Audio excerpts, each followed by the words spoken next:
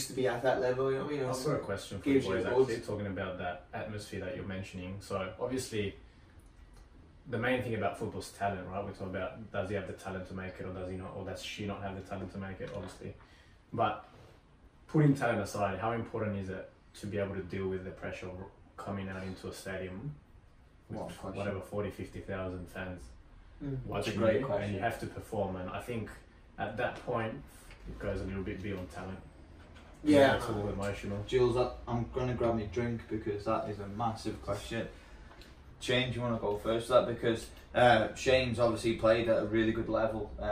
You know, you've represented Ireland international level and played for Sheffield United. I played for Wales for a little bit, and you know, I'd love to be able to speak on behalf of players that have played at the top. Hopefully we can get a guest in one day that's played at that level. But Shane, anything from you on that? That's a good question from Jules. Yeah, that's something, like, it's something you just have to get used to, I think, for me.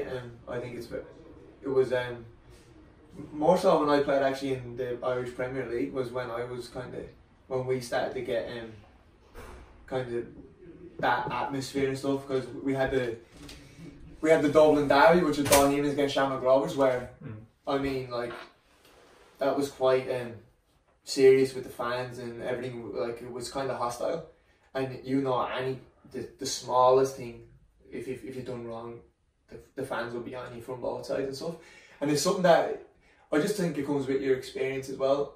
But you've got to be allowed to get used to it. There's too many players that go in 1 or 2 games and they don't deal with it, and then they might get thrown out. You know what I mean? They might not get back in again. I think it's something that you just have to get used to and have to, work it out for yourself. Yeah, I agree with Shane in a way that you, as a player, you have to become used to that environment. You have to throw yourself into that type of situation. The more you throw yourself in those type of situations and you get those opportunities to do and play under pressure, the better that you're going to deal with it as your career goes on. But I'll be honest, you know, in my career, you know, you play those friendlies behind closed doors and you'd have a great game. You know, play this exactly the same team with 50,000 people, and it's a complete different game. You know, it's about having that mindset for me.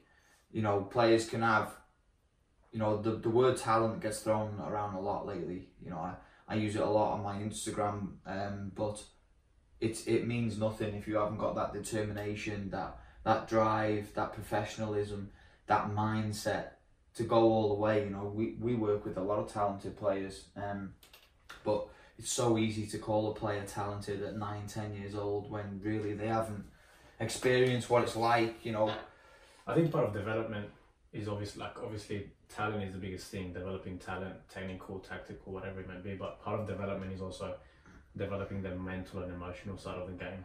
100%. So when you get to 16, 17 and you're potentially going to debut, yes, you have to get used to that environment with experience, but obviously, like in the modern game, do you really have the time to get used to it? Yeah.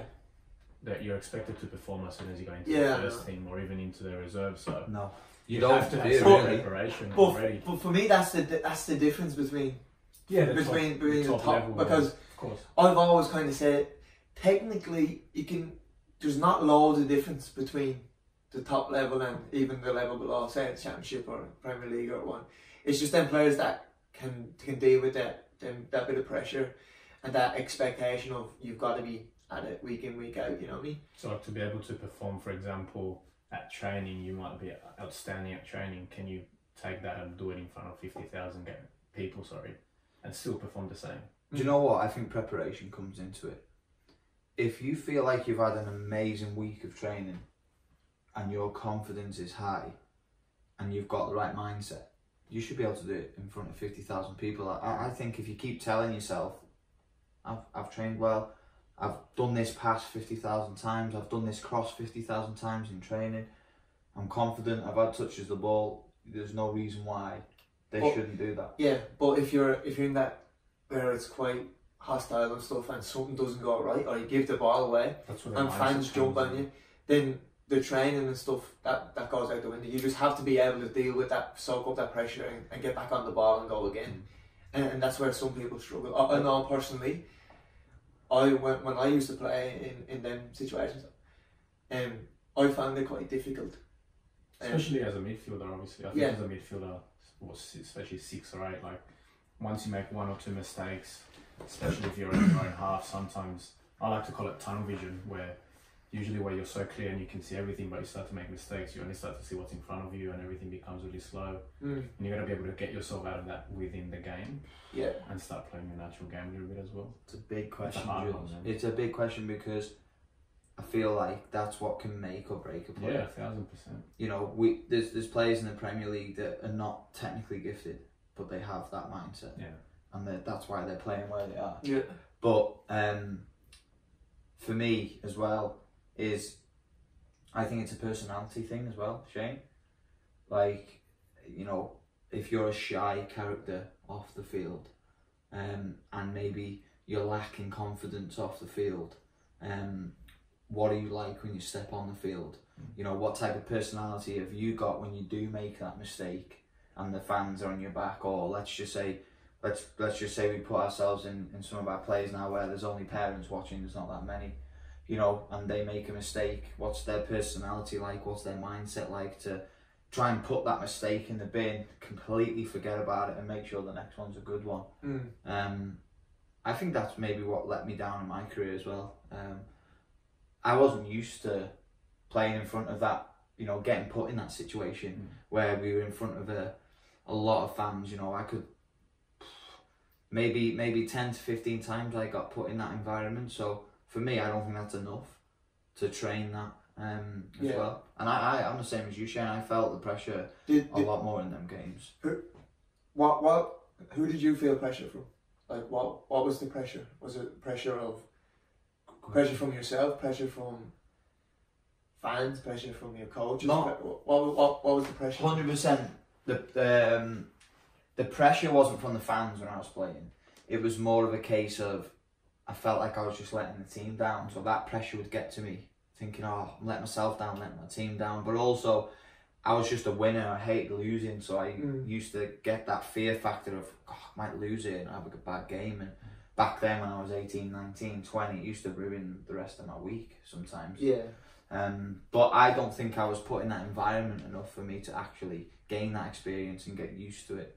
I suppose when players get that opportunity, they have to just take it with both hands, don't they? I think your first game says a lot about who you are when you come on the scene as a young player. Your first game set is big, isn't it? You want to try and impress and do well and take it from there, you know. It's a big question, that, Joss. Great question. Yeah, anyway, God, that was amazing. Love it. Anyway, guys, got a lot very serious there, but we're going to go into something a little bit fun here. Yes, guys, make sure you follow us on all of our social media platforms at Joner 1on1 Football Training, and don't forget to tune in to next week's podcast.